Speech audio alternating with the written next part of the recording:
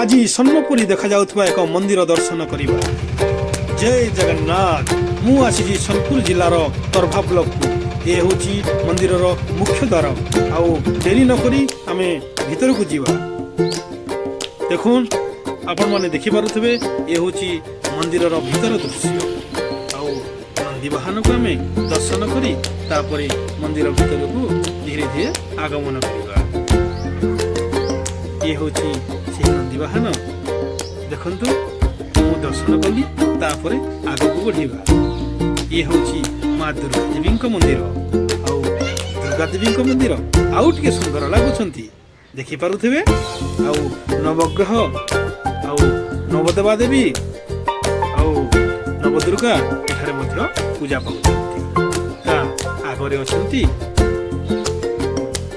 ଧବଳ ବର୍ଣ୍ଣର ଦୁଇଟି ସିଂହ।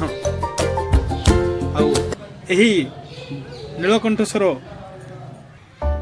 ମନ୍ଦିରକୁ ଘେରି ରହିଛି ଛୋଟ ଛୋଟ ମନ୍ଦିର। ସେହି ମନ୍ଦିରକୁ ମଧ୍ୟ ଆମେ ଯାଇ ବୁଲି ଆସିବା ଆଉ ଦର୍ଶନ କରିବା। ଏ ହେଉଛି ବୀର ହନୁମାନଙ୍କ ମନ୍ଦିର। ଦେଖନ୍ତୁ, ତା ଆଗକୁ ଟିକେ ଯାଇ ବୁଲି ଦେଖିବା। ସେହି ହନୁମାନ ମଧ୍ୟ ପୂଜା ପାଉଛନ୍ତି, ଦେଖିପାରୁଥିବେ। ବହୁତ ସୁନ୍ଦର ଦେଖାଉଛି। ଆଉ ତା ସାଇଡରେ ଅଛି ଛୋଟ ଛୋଟ ଅନେକ ମନ୍ଦିର, ତାକୁ ମଧ୍ୟ ଦେଖିବା। ଏ ହେଉଛି ଶିବ ପାର୍ବତୀଙ୍କର ମନ୍ଦିର। ଏହି ମନ୍ଦିର ଭିତରକୁ ଟିକେ ଯିବା, ତାର ଦୃଶ୍ୟ କେମିତି ଦେଖାଯାଉଛି ତାହା ମଧ୍ୟ ଆମେ ଦେଖିନେବା। ଏ ହେଉଛି ତାର ମୁଖ୍ୟ ଦ୍ୱାର। ଘଣ୍ଟିକୁ ଆମେ ବଜେଇ ଭିତରକୁ ଯିବା ଆଉ ତା ଦୃଶ୍ୟ ଦେଖିବା। ଦେଖିପାରୁଥିବେ, ଇଏ ହେଉଛନ୍ତି ବୃଷଭଦେବ। ଆଉ ଏପଟେ ଦୀପ ଜାଳୁଛନ୍ତି। ଆଉ ମାତା ପାର୍ବତୀଙ୍କ ସହିତ ଭଗବାନ ଶିବ ଦେବତା ଏକାଠି ପୂଜା ପାଉଛନ୍ତି। କେତେ ସୁନ୍ଦର ଲାଗୁଛି। ଆଉ ଡେରି ନକରି ଆପଣ ମାନେ ମଧ୍ୟ ଆସନ୍ତୁ। ଏହି ମନ୍ଦିରର ଆଉ ଟିକେ ଭିଉ ଦେଖିବା। ମାନେ ତାର ଯେଉଁ କାରୁକାର୍ଯ୍ୟ ଅଛି, ବହୁତ ମନଲୋଭା ଲାଗୁଛି ଆଉ ସୁନ୍ଦର ଲାଗୁଛି। ମନ୍ଦିରର ଚତୁଃପାର୍ଶ୍ୱକୁ ଟିକେ ବୁଲେଇ ଦେଖିଲେ ଆଖିଟା ଝଲକି ଯାଉଛି ସ୍ୱର୍ଣ୍ଣ ରଙ୍ଗରେ।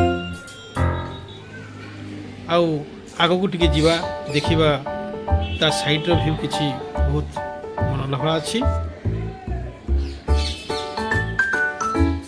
ଇଏ ଦେଖନ୍ତୁ, ମନ୍ଦିର ପ୍ରାଙ୍ଗଣଟି ସବୁବେଳେ ସଫାସୁତୁରା ରୁହେ। ଆଉ ମୁଁ ଆଉ ଥରେ ମଧ୍ୟ ଆସିଥିଲି, ସେଇ ଥର ବି ଏମିତି ସୁନ୍ଦର ଦେଖାଯାଉଥିଲା, ସଫାସୁତୁରା ଥିଲା। ଏଠି ମଧ୍ୟ ଗୋଟେ ଦେବୀ ପାଟଣେଶ୍ୱରୀ ଦେବୀ ପୂଜା ପାଉଛନ୍ତି। ଆଉ ତା ସାଇଡରେ ଅଛନ୍ତି ଶିବ ପାର୍ବତୀ ଆଉ ନନ୍ଦୀ ସେଠାରେ ଶରଣଗାମୀ ହେଇଛନ୍ତି, ତାଙ୍କର ଫଟୋ ଚିତ୍ର ଅଛି। ଆଉ ଏଇ ମଧ୍ୟ ଗୋଟେ ଶିବଙ୍କ ମନ୍ଦିର ଅଛି, ଛୋଟ ମନ୍ଦିର। ତା ଆଗକୁ ଟିକେ ଗଲେ ଦେଖିବା ବେଲଗଛ। ଏହି ବେଲଗଛ ମୂଳରେ ଯାହାର ମାନସିକ ପୂରଣ ରଖିଥାଏ, ସେ ସେଠି ସୂତା ଗୁଡ଼େଇ ଭଗବାନଙ୍କର ପ୍ରାର୍ଥନା କରିଥାଏ ଏବଂ ତାର ଫଳପ୍ରାପ୍ତି କରିଥାଏ। ଆଉ ଟିକେ ଆଗକୁ ଗଲେ ଦେଖିବା ଏକ ଖୋଲା ଶିବଲିଙ୍ଗ। ଏହି ଖୋଲା ଶିବଲିଙ୍ଗରେ ନିଜେ ଯାଇ ଆମେ ପାଣି ମଧ୍ୟ ଢାଳି ପାରିବା। ଏଇଟା ଶିବଲିଙ୍ଗ। ତାଠୁ ଆଉ ଟିକେ ଆଗକୁ ଗଲେ ଦେଖିବା ଆଉ ଗୋଟେ ମନ୍ଦିର ଅଛି, ସେ ମଧ୍ୟ ଶିବଙ୍କ ଗୋଟେ ଲିଙ୍ଗ ଅଛି, ଦେଖିପାରୁଥିବେ। ଭିତରକୁ ଯିବା।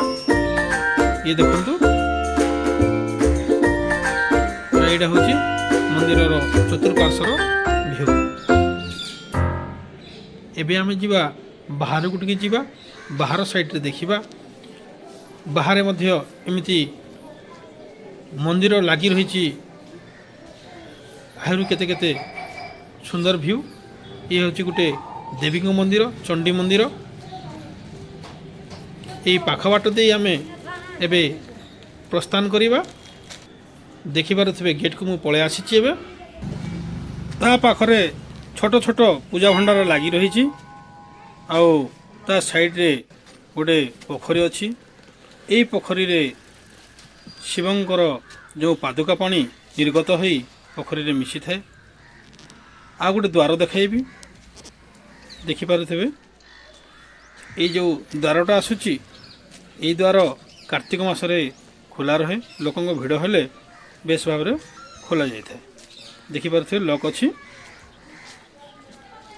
ଆଉ ତା ମନ୍ଦିରର ଟୋଟାଲ ଭିଉଟା ମୁଁ ଦେଖାଇଦେବି। ଦେଖିପାରୁଥିବେ ଶ୍ରୀ ଶ୍ରୀ ନୀଳକଣ୍ଠେଶ୍ୱର ମନ୍ଦିର। ଆଉ ଭିଡ଼ିଓଟା କେମିତି ଲାଗିଲା ଲାଇକ୍ କରିବେ, ସେୟାର କରିବେ ଏବଂ ମୋ ଚ୍ୟାନେଲକୁ ସବସ୍କ୍ରାଇବ୍ କରିବେ, ଜମାରୁ ଭୁଲିବେ ନାହିଁ।